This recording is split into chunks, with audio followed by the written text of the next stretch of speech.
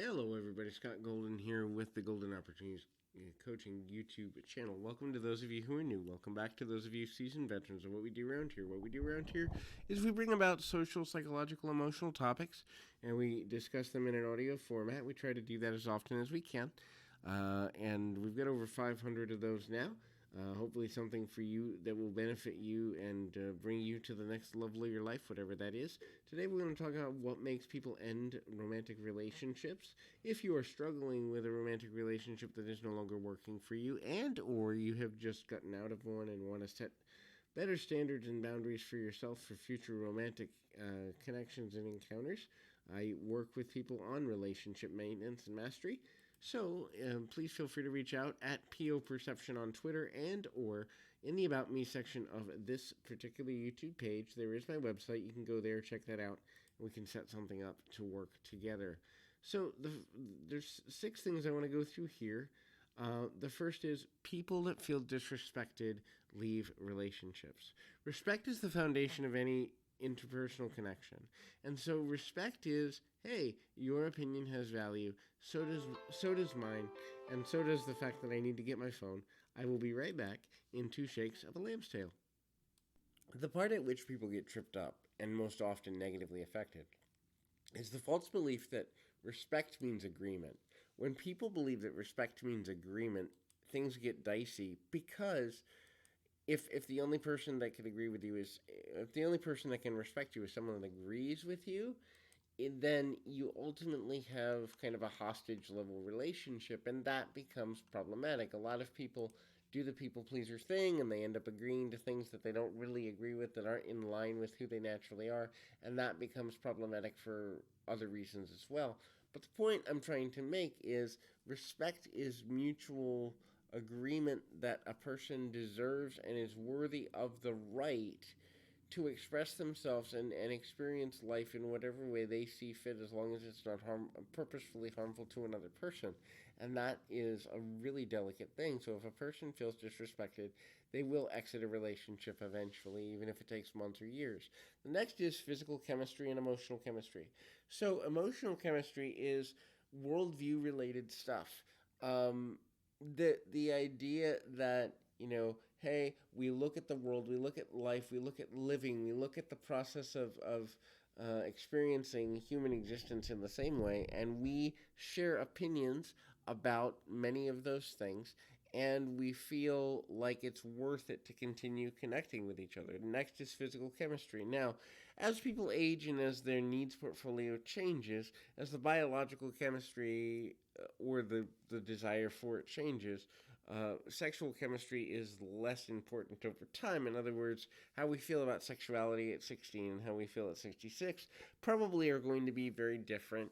Although some people have high libido and therefore it doesn't change all that much. But for the average person, there's ebbs and flows in the need for physical intimacy and chemistry in that way. However, if a person has a moderate to high libido and they don't feel chemistry with their partner anymore, and or they don't feel emotional chemistry as in worldview, then there's issues there. The next is an internal issue. People will leave if they don't feel good enough.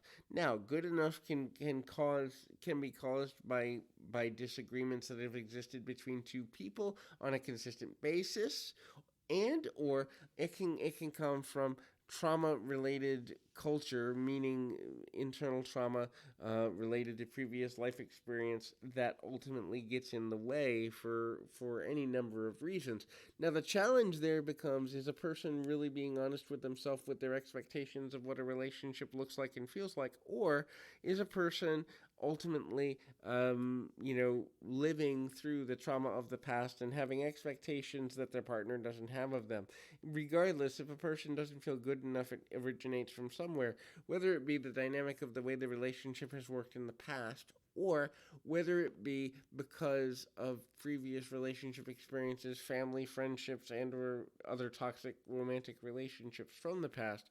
If a person doesn't feel good enough within themselves, they will leave a relationship. So the next is support. So support, again, kind of goes back to our first point of respect. Support is I don't have to agree with you to be supportive of you. I don't have to share your worldview to necessarily want what's best for you or want to see you happy and healthy. So, support doesn't necessarily mean agreement. Again, and this is the biggest challenge in loving relationships, at least from my 14 years of experience, ultimately comes down to does does the couple have the ability to support each other through differences? If the answer to that question is no, the relationship will eventually fail. If the answer to that question is yes, then that relationship will continue in a positive direction because the foundation of support, even through differences, is a building block for being able to problem solve together as things continue to evolve positively and negatively throughout the course of the relationships. The ebbs and valleys, the roller coaster ride, so to speak, metaphorically, can be achieved through that process. The next issue is being heard. So being heard is about active listening and active speaking. Active listening, we all pretty well know what that is. That's listening to a person and being able to reflect back to them what they've said and how they feel.